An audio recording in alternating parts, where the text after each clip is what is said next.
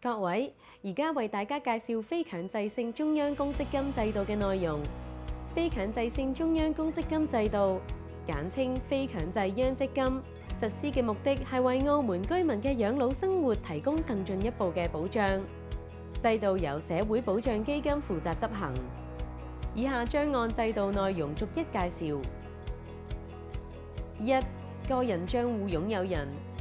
社保基金會為年滿18歲或未滿18歲但已經喺社會保障制度登錄嘅澳門居民，自動開立非強制央積金嘅個人帳戶。二、款項來源，非強制央積金裡面嘅款項分為兩種，包括政府分配嘅款項同公款。第一，政府分配嘅款項包括鼓勵性基本款項1萬澳門元，以及當特區政府財政年度預算許可嘅情況下所作出嘅預算盈餘特別分配，由社保基金負責將呢啲款項分配至合資格居民嘅非強制央積金個人帳戶內，以審慎及低風險嘅原則管理。第二，公款包括僱員同僱主共同作出嘅公款，以及居民以個人形式進行嘅公款，亦即非強制央積金嘅核心部分，由合資格嘅基金管理實體管理。三、個人帳戶嘅組成，非強制央積金嘅個人帳戶由3類子帳戶組成。一、政府管理子帳戶，主要用作記錄及管理政府分配嘅款項，以及由其他子帳戶轉入嘅結餘，由社保基金負責管理。二、公款子帳戶，主要用作記錄及管理公款計劃嘅公款，由基金管理實體負責管理。三、保留子帳戶，主要用作記錄及管理因勞動關係終止時，由公款子帳戶轉入嘅結餘，由基金管理實體負責管理。四、個人帳戶的可攜性，個人帳戶具有可攜性，即僱員於公款計劃嘅款項不會因勞動關係終止而被立即提取，但僱員離職時可選擇用4種唔同嘅方式處理公款子帳戶內嘅結餘，包括一、保留返喺原基金管理實體開立嘅保留子帳戶內繼續滾存。如果僱員冇指明處理方法，呢個會成為預設方法。二、轉移至政府管理子帳戶。三、如果有其他公款子帳戶，可以轉去新嘅公款子帳戶。四、轉到其他喺非強制央積金內開立嘅保留子帳戶作整合。子帳戶之間係可以互通，個人帳戶擁有人可以透過申請轉移各子帳戶之間嘅款項，但公款子帳戶只有喺離職嘅情況下至可以轉出款項。於一般情況下，帳戶擁有人需要年滿65歲先可以提取帳戶內嘅款項。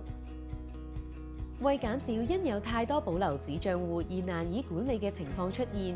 制度規定每一位帳戶擁有人喺每一間基金管理實體只可以有1個保留子帳戶。個人帳戶內嘅結餘係不可查封同不可移轉嘅，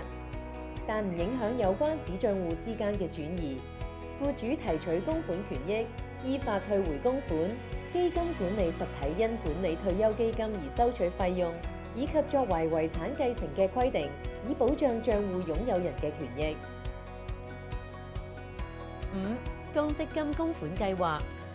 公積金供款計劃有2種，分別為公積金共同計劃及公積金個人計劃。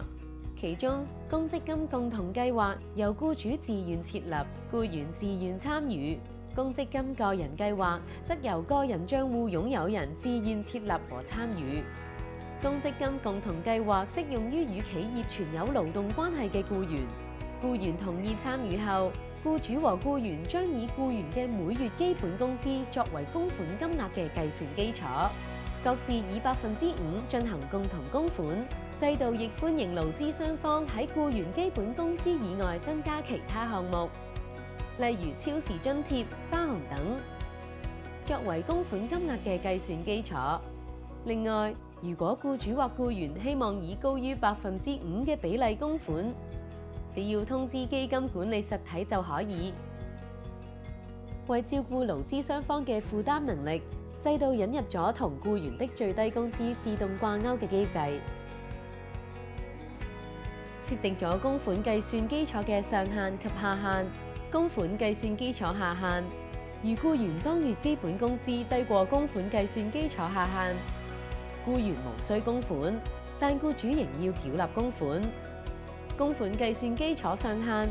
如僱員當月基本工資高過供款計算基礎上限，僱員同僱主都無需就超出嘅部分供款。至於公積金個人計劃，每月嘅最低供款金額係500澳門元。帳戶擁有人亦可按個人意願提高供款金額，但需以百元為單位，而且不超過法定上限。另外，已經參與公積金共同計劃嘅僱員，可以同時參與公積金個人計劃。6、基金管理實體及退休基金的選擇權。基金管理實體可將已獲澳門金融管理局批准設立嘅開放式退休基金申請登記為非強制央積金嘅投放項目。喺公積金共同計劃下，基金管理實體由僱主選擇，然後僱主和僱員各自以比例分配嘅形式，為自己嘅供款部分揀選合適嘅退休基金。當僱員嘅供款時間符合取得僱主全部供款權益嘅時候，佢就可以同時決定僱主供款部分嘅基金投放同分配比例。至於公積金個人計劃，就由個人全權選擇。7、標準權益歸屬比率。公積金共同計劃中，僱員可以獲取僱主供款嘅份額，以權益歸屬比率計算。權益歸屬比率係根據供款時間去釐定僱員喺勞動關係終止時所獲得僱主供款嘅百分比。供款滿3年，可以開始獲得僱主30%嘅供款，然後每年增加10%，直至滿10年就可以獲得僱主全部供款。制度亦歡迎僱主設立比標準權益歸屬比率更有利僱員嘅條款。例如，供款滿1年可獲取部分嘅僱主供款，或供款未滿10年就可以取得僱主全部供款等。8、私人退休金計劃與非強制央積金的銜接。係咪將私人退休金計劃銜接到非強制央積金，由僱主決定。僱員嘅銜接則採取新人新制、舊人舊制。舊僱員係指僱主參與非強制央積金前已加入有關企業私人退休金計劃嘅在職僱員，佢哋可以選擇是否銜接到非強制央積金。而新僱員就係指銜接時未參與有關企業私人退休金計劃，或僱主參與非強制央積金後先至入職該企業嘅僱員，佢哋只能選擇加入非強制央積金。對於選擇銜接嘅舊僱員而言，將會出現以下情況，包括私人退休金計劃與公積金共同計劃會同時生效；僱主終止向舊僱員嘅私人退休金計劃繳納供款；新供款只投放於公積金共同計劃；已經喺私人退休金計劃中訂定嘅條件，如果其中有比公積金共同計劃更有利於僱員嘅，就必須保留，例如供款比率大於5%。私人退休金計劃同公積金共同計劃嘅供款時間需合併計算。例如，某僱員喺私退金計劃供款5年後，選擇銜接到非強制央積金，繼續供款2年之後離職。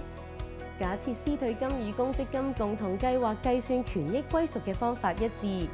由於呢名僱員總供款時間為7年，因此私退金及公積金計劃嘅僱主供款部分，呢名僱員都分別可以獲取70%。私人退休金計劃嘅結餘，按照原計劃嘅條款處理，例如勞動關係終止時可提取款項，而公積金共同計劃嘅結餘，須按非強制央積金規定，即一般情況下須年滿65歲先可以申請提取。舊僱員喺符合私人退休金計劃嘅提取條件時，例如離職，可以透過申請將相關權益轉移到非強制央積金。對於冇選擇銜接嘅舊僱員，僱主同僱員需維持向私人退休金計劃供款。無論舊僱員或新僱員，如果銜接或入職時沒有加入非強制央積金，之後亦可隨時加入。9. 款項的提取。一般情況下，年滿65歲嘅帳戶擁有人可以申請提取非強制央積金嘅全部或部分款項。未滿65歲，但屬於本人嚴重傷病而需負擔龐大嘅醫療開支。年滿60歲而且冇從事有報酬嘅工作、人道理由等情況，都可以申請提取全部或部分款項。需注意嘅係，如果曾經以年滿60歲而且冇從事有報酬嘅工作為理由提款，之後就唔可以再用同樣嘅理由申請提取款項。而以下未滿65歲嘅情況，可提取嘅款項總額將會以帳戶擁有人歷年獲得政府分配款項嘅累計金額為上限，包括因配偶、任一親等嘅直系血親或姻親嘅嚴重傷病而需負擔龐大嘅醫療開支，